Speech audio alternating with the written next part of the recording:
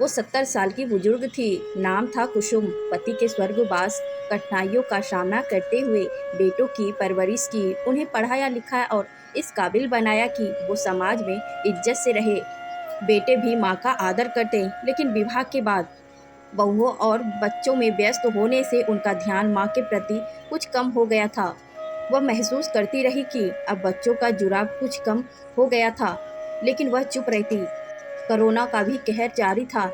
ऐसे में कुसुम को सर्दी जुकाम की शिकायत हो गई थी, तो बेटे उन्हें डॉक्टर के पास ले गया और डॉक्टर ने कोरोना की आशंका जताई। उनका सैंपल लिया गया और उन्हें रिपोर्ट आने तक घर में क्वारंटीन कर दिया गया। घर के सभी सदस्यों ने उनसे दूरी बना ली। उन्हें एहतियात के तौर पर दूर से ही खाना और पानी दिया जाता। यह बात उन्हें बहुत ही दुखी करती थी, लेकिन वह कुछ बोल नहीं पाती थी। उन्होंने सबसे बात करना बंद कर दिया था। उन्हें लगता कि सभी उन्हें तिरस्कृत कर रहे हैं।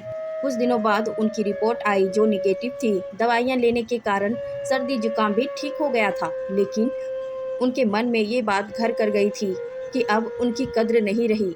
वो अधिकांश चुप रहने लगी थी। बेटे और बहुओं ने उनके व्यवहार से समझ लिया था कि उनके मन को ठेस पहुंची है, लेकिन वो क्या कर सकते थे। आज उनका जन्मदिन है, लेकिन किसी ने उन्हें बधाई भी नहीं दी। वो दोपहर में कमरे में लेटी हुई थी। अचानक उनके पोते राघव ने उन्हें उठाया।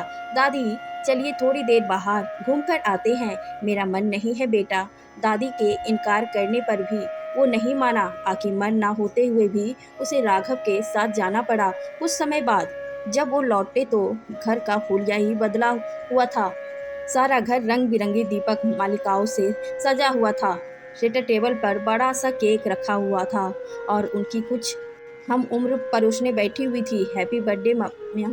बेटे बहुए के समवेत स्वर ने सारी शिकायतें दूर कर दी थी। उनके मन पर जमी धूल झड़ गई थी और उनको एहसास हो गया था कि बच्चे अभी उनकी परवाह करते हैं। और बच्चे ने भी उन्हें समझाया कि कोरोना बीमारी ही ऐसी है कि हमें इससे अत्यधिक सावधान रहना है। केक काटते हुए उनकी आंखों में खुशी के आंसू थे। आज उसे अपनी अहमियत का एहसास हो गया था। बेटे बहुए उनके, किंतु वह स्वयं ही उनसे दूर होती जा रही थी। माँ, हम सबका वजूद आपसे ही है, कहते हुए सभी माँ के गले लग गए। सारी गलतफहमी दूर हो गई थी और अब वह पूरी तरह नवाब मुक्त हो गई थी।